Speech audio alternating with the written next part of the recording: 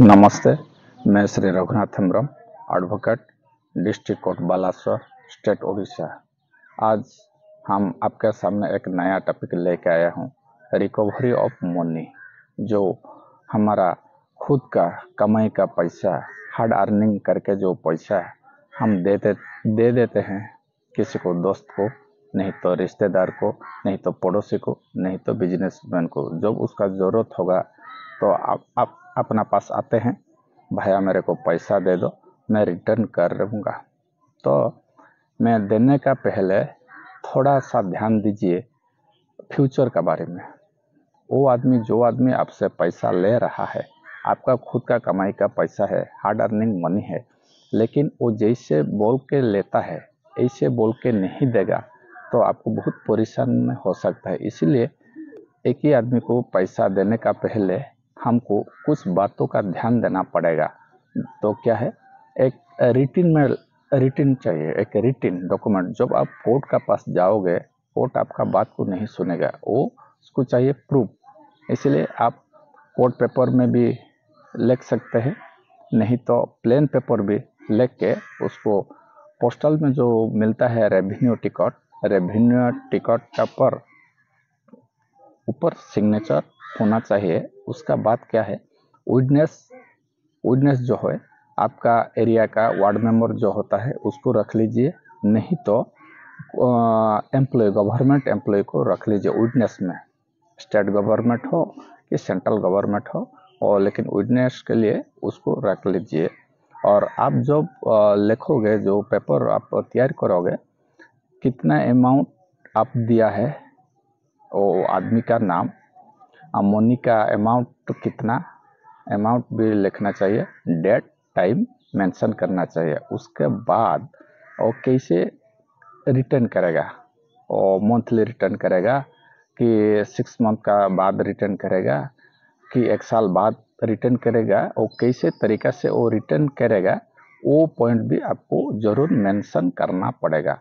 तब जब वो आदमी जैसे बोला था ऐसे रिटर्न नहीं करेगा तो आप कोर्ट का सहारा ले सकता है। कोर्ट बात को विश्वास नहीं करेगा, वो करेगा विश्वास डॉक्यूमेंट्स पर और विटनेस पर। तो ऐसे करके आप आदमी को दे सकता है। और जो कोर्ट पेपर में करोगे तो उसको थोड़ा रजिस्ट्रेशन कर दीजिए। सभी कोर्ट में पास में बैठता है जो नोटरी, इजीली हो जाएगा।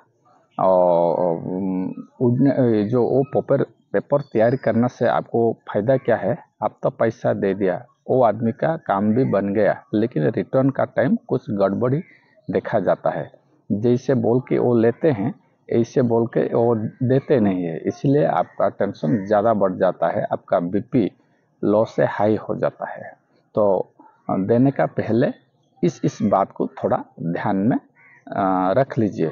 और दूसरा बात मैं बोल रहा हूँ, सपोज आप तो दे दिया है कोई आपका दोस्त को, नहीं तो रिश्तेदार को, नहीं तो पड़ोसी को, नहीं तो एक बिजनेसमैन को दे दिया है, लेकिन आप को वो रिटर्न नहीं कर रहा है, तो आप क्या करोगे, इसका बारे में भी हम चर्चा करेंगे। हमारा देख लीजिए 2 प्रोसीड्योर है, एक सिविल एक क्रिमिनल। उसको जो आप देते हैं वो आदमी का पहले इंटेंशन जानना बहुत ज़रूरी है। उसका इंटेंशन फॉर्टिलेट इंटेंशन है और डिसऑनेस्ट इंटेंशन है, वो बदमाशी कर रहा है कि जानबूझकर वो रिटर्न करने के लिए नहीं चाहता है, जो आपका साथ चीटिंग करता है, बेईमान करता है, गलत तरीका से आपसे पैसा लिया है, उसका फ़ायदा उठाया है, जो उसको बोलते हैं रॉन्गफुल गेन और रॉन्गफुल लॉस। पैसा लिया है जानबूझकर, वो आपको बदमाशी कर रहा है, उसका इंटेंशन है वो रिटर्न नहीं करेगा। ऐसे उसका इंटेंशन को देख के आप अगला प्रोसीड्योर आप फॉलो कर सकेंगे। पुलिस को कंप्लेन दायर करोगे, जब कंप्लेन आपका रजिस्टर्ड हो जाएगा, वो आदमी को वो बुलाएगा, आपका उधर प्रॉब्लम सॉल्व हो जाएगा तो ठीक है, नहीं तो आप क्रिमिनल कोर्ट का दरवाजे को खटखटाओगे, जो IPC 420 तहत आप कोर्ट में सूट सबमिट कर सकोगे। और जो 420 का मतलब क्या है, वो इंडियन पेनल कोड का एक धारा ही है। वो धारा में धोखाधड़ी, फ्रॉड और चीटिंग जो लोग करता है उसके लिए वो 420 IPC है। और जो उसका सज़ा क्या है, 1 साल से 7 साल तक जेल, नहीं तो जुर्माना, नहीं तो दोनों भी लग सकेगा। और जो जेल है वो जेल भी 2 टाइप का होता है, कठोर कारावास और सरल कारावास। और कोर्ट उसको डिसाइड करके उसको कठोर कारावास में रखेगा कि सरल कारावास में रखेगा, वो कोर्ट का पर डिपेंड करता है। जब कुछ आदमी का इंटेंशन ठीक है लेकिन मजबूरी में वो आपको रिटर्न नहीं कर पा रहा है, उस केस में आप सिविल कोर्ट जा सकते हैं। समरी सूट केस फाइल करोगे, ऑर्डर नंबर 37 CPC का तहत आप कोर्ट का सहारा ले सकता है। और वो आदमी का जो पैसा दिया है, वो आदमी का पहले इंटेंशन जानना जरूरी है। उसका चीटिंग, धोखाधड़ी होगा तो 420 IPC क्रिमिनल कोर्ट में जाएगा। सपोज वो आदमी मेहनत करता है लेकिन वो नहीं चुका पा रहा है, ऐसे केस में आप समरी सूट सिविल प्रोसीडियर में जाएगा, ऑर्डर 37 CPC का तहत। तो दोस्त लोग, आज तो मैं बताया हूँ जो रिकवरी ऑफ मनी का चीज़ को बताया हूँ मैं, उसको नज़रअंदाजा मत करिए। आइन कभी भी अंधा नहीं है।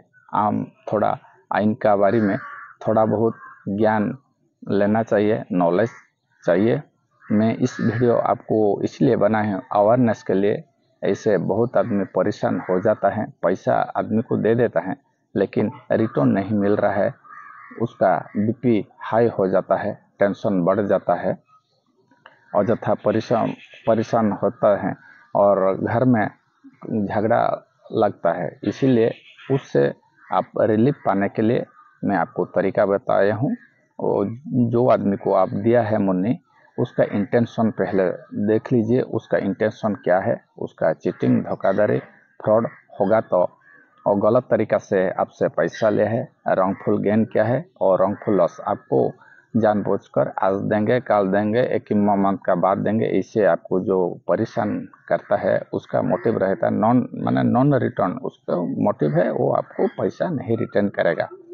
उससे 420 IPC का तहत आप क्रिमिनल कोर्ट का दरवाजा खटखटाइए। सपोज उसका इंटेंशन ठीक है लेकिन वो मजबूरन में दे नहीं पा रहा है, कोशिश कर रहा है लेकिन दे नहीं पा रहा है, उसका इंटेंशन थोड़ा बहुत ठीक है, उसके लिए सिविल कोर्ट का समरी सूट फाइल कर लीजिए, ऑर्डर 37 CPC का तहत। और जब आप देते हैं पैसा किसी को भी, दोस्त को हो, रिश्तेदार को हो और पड़ोसी को हो, बिजनेसमैन को, देने का पहले थोड़ा बहुत एक पेपर क्रिएट कर लीजिए।